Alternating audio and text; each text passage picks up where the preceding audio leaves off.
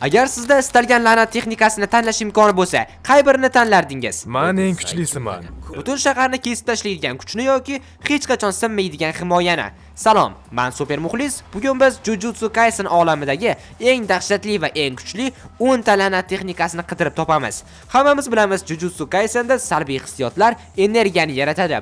Ba'zi noyob odamlar esa bu energiyani boshqarish qobiliyati bilan tug'iladi.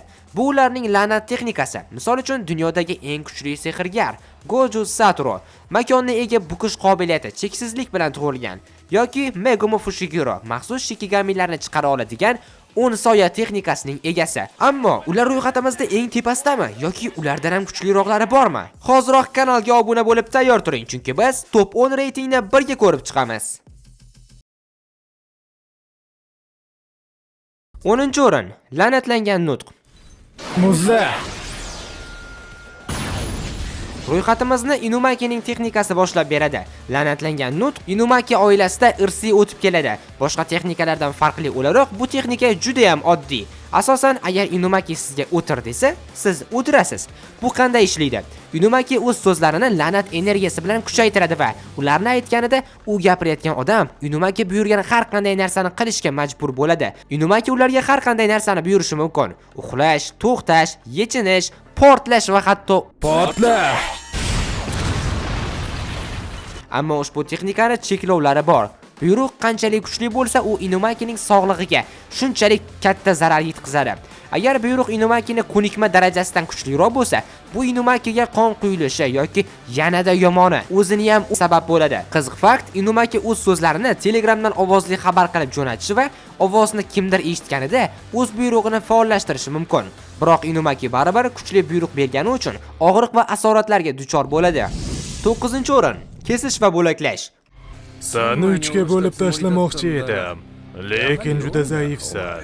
Bu texnika rostdan ham dahshatli. Kesish orqali Sukuna bir harakati bilan uzoq masofadagi raqibiga kesuvchi energiya zarbasini yuboradi. Bo'laklash esa unga xohlagan odamini yoki narsasini bo'laklab tashlash imkoniyatini beradi. Biz buni birinchi mavsumda maxsus darajali ruhni bo'laklab tashlaganida ko'rganmiz. Ammo uning haqiqiy dahshati keyinroq ochiladi. 3-mavsumda Sukuna Maharaganing cheksizlikni kesishini ko'rib, butun olamni kesuvchi zarbani o'ylab topadi. Bu qanchalik kuchli? Bu xuddi Qora Clever animesidagi Yami Sukihironing borliqni kesuvchi zarbasiga o'xshaydi. Olmos, vibranium yoki Gojoning cheksizlik to'sig'i hammasini kesib tashlaydi. Bundan tashqari Sukunaning fuga deb nomlanuvchi sirli olov texnikasi ham mavjud. Ko'pchilik uni alohida texnika deb hisoblaydi, lekin ehtimol u kesish va bo'laklashning yashirin kuchi yoki maksimal darajasi bo'lishi mumkin. Men Sukunani barcha davrlarning eng kuchli jodigari va la'nat ruhi deb hisoblayman. Lekin shuni tan olish kerak, uning texnikasining bu darajada kuchli bo'lishining sababi u Sukunaning o'zi. Tasavvur qiling, bu texnika Meizinin kabi zaif jodigarda bo'lganida, u shunchaki qattiqroq metallga ham kesa olmagan bo'lardi. Bu shuni isbotlaydiki, Jujutsu Kaisenda texnikani qanchalik kuchli bo'lishidan qat'iy nazar, uning haqiqiy qudrati va uni qo'llaydigan sehrgarning la'nat energiyasi, tajribasi va aql idrokiga bog'liq. 8-o'rin, massa. Rostmi? Hammasi tuman, kayfiyat qo'chib. Bolalar, agar sizlarda videoni ro'yxati bo'yicha savollar, e'tirozlar bo'lsa, izohlarda yozib qo'yinglar yoki o'zingizlarda eng kuchli deb hisoblagan la'nat texnikalarni ham yozib ketishinglar mumkin. Va videoni ko'rib izoh yozayotgan vaqtingizda kanalga obuna bo'lib, like bosib qo'ysangiz ham bo'ladi. Senga qanday ayollar yoqadi? Kenjaku bir marta aytgandek, maxsus darajali jodugar butun millatni yo'q qilish qobiliyatiga ega. Maxsus darajali Yuki Tsukumoning texnikasi doim sir saqlangan. Uning texnikasini biz faqatgina Kenjaku bilan jang qilganda ko'rganmiz. Massa. Yuki xonim massa texnikasi orqali o'z tanasini va Shikigamisi Garudani og'irroq qiladi. Bu orqali go'zal xonim bergan har qanday zarbasi maxsus darajali la'natlarni parchalab tashlay oladi.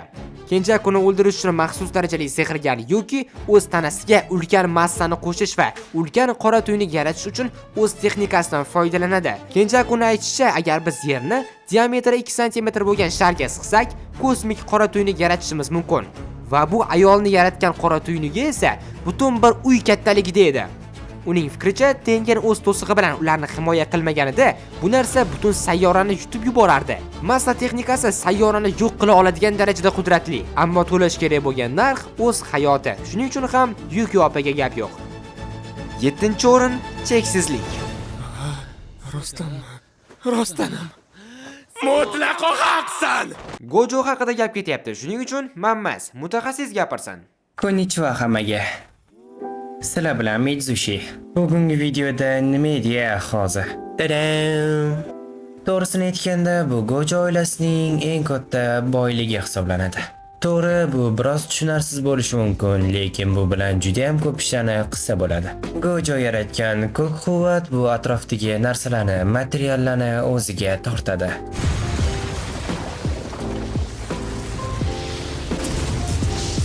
Qizil bo'lsa, teskarisi u bir nuqtaga siqilgan quvvat bo'lgani uchun materiallarni, narsalarni o'zidan itaradi va juda ham katta tezlik bilan zarba beradi.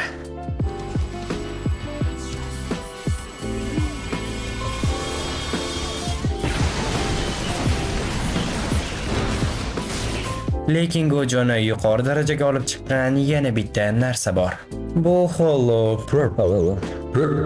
O'zbekchada bo'lsa siyoh rang bo'ladi. Qachonki ko'k va qizil rangni birlashtirilganda siyoh rang plazma hosil bo'ladi. Va bu plazma nur yo'lidagi hamma narsalarni yo'q qila oladi. Lekin Sukuna negadir 2 marta bu narsadan tirik qoladi. Nega cheksizlik bir yoki ikkinchi o'rinda emas? Chunki Gojo juda ham omadli. Sababi u cheksizlikdan tashqari 6 ta ko'z bilan tug'ilgan.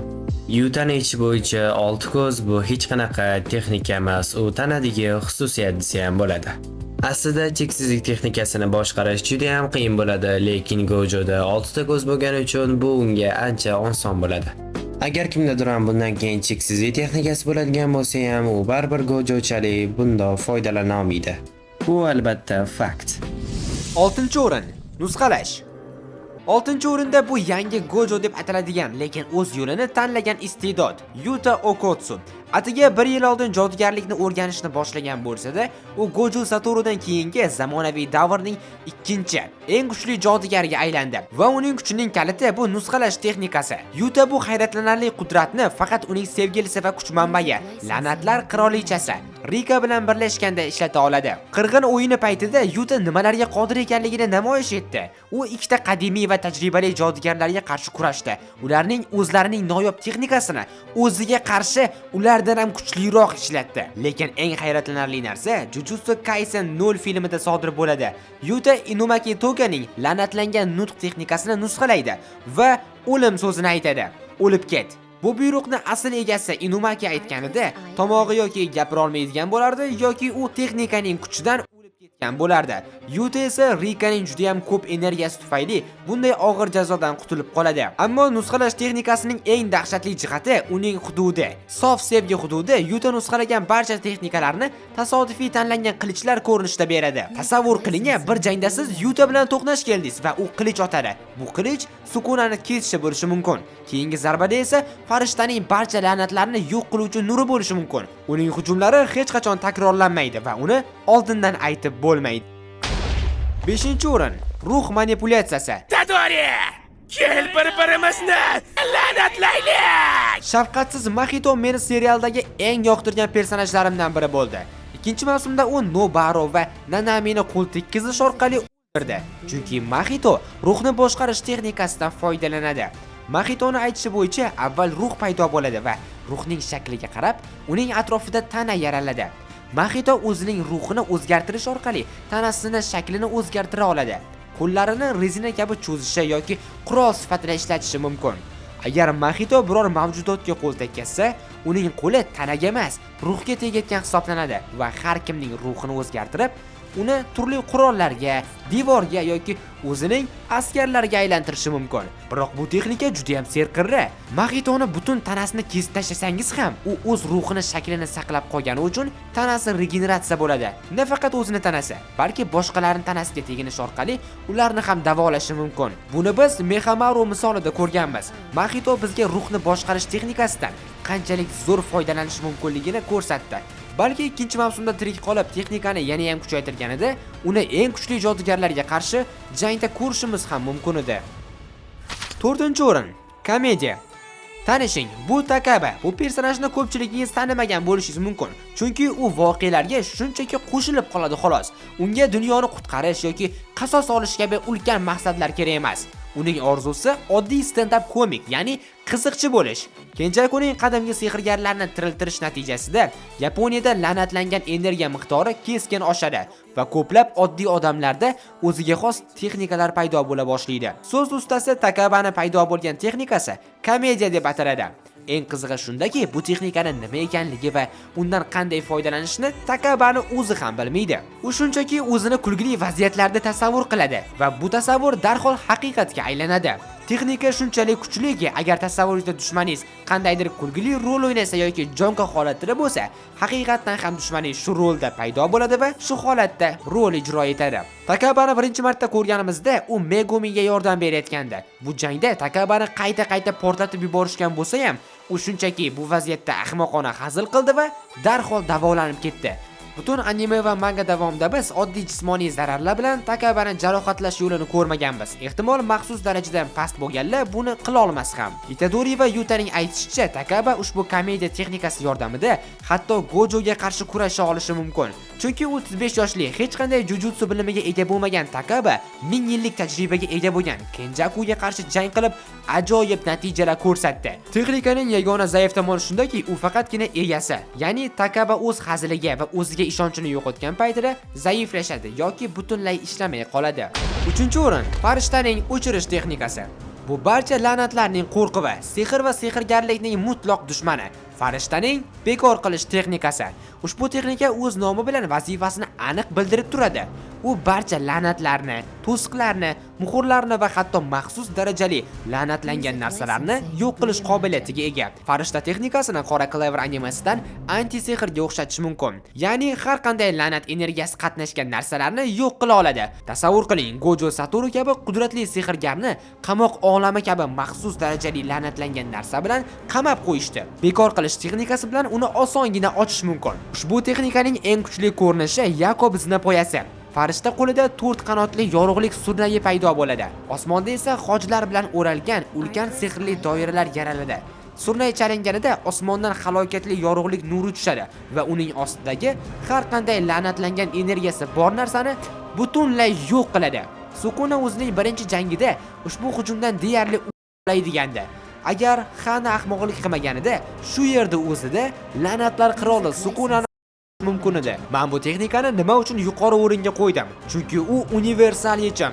Qanday la'nat bo'lishidan qat'iy nazar u ishlaydi. Gojoning cheksizligi yoki Sukunaning kesishi kabi boshqa texnikalar faqat hujum yoki himoya uchun ishlaydi. Farishta texnikasi esa shunchaki hammasini o'chirib qo'ya oladi.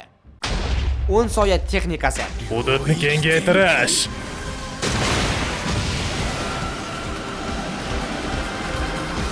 Kimera soyalar bog'i. Sukunaning birinchi mavsumda Megumiga qiziqishining sabab bo'lgan 10 soya texnikasi. Bu texnika Zenin klanining Gojo klaniga qarshi ishlatishi mumkin bo'lgan eng kuchli texnikasi hisoblanadi. Megumida bu texnika borligi uchun ham Zeninlar uni otasi Tojidan sotib olishgan. 10 soya texnikasi foydalanuvchiga 10 ta Shikigamilarni soya orqali chaqirish imkoniyatini beradi.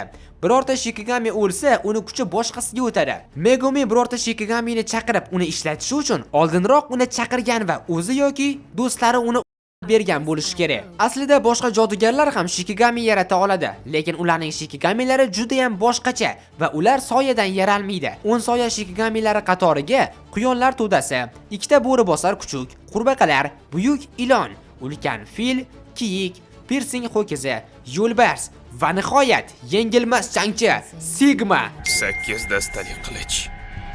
Ilohiy general. Mahoraga. Seni narigi dunyoda kutaman. Hozir esa senga omad. Sukunani qiziqtirib qo'ygan asosiy Shikigami.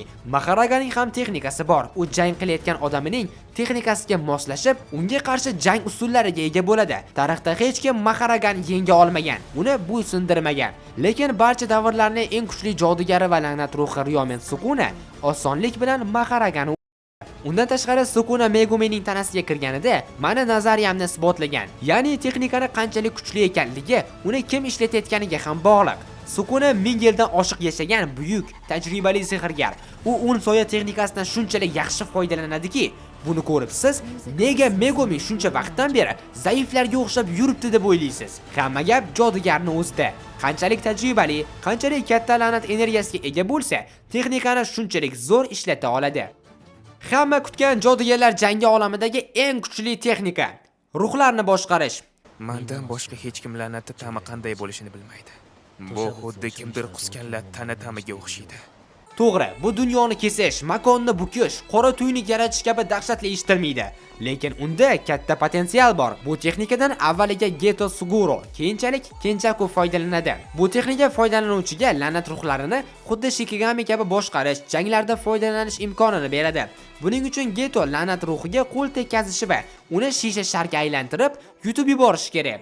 Shu bilan u la'nat ruhini boshqaradi. Getoning aytishi bo'yicha nechtagacha la'nat ruhini boshqarishga cheklov qo'yilmagan. Jodugarlar jangi 0 filmida Geto 6462 ta turli darajadagi la'nat ruhlarini Tokio va Kyoto shaharlariga qo'yib yuborgan. Bular orasida yuzlab maxsus darajali ruhlar ham bo'lgan. Jodugarlar jamiyati uchun bitta odamning o'zi haqiqiy urush yaratgan.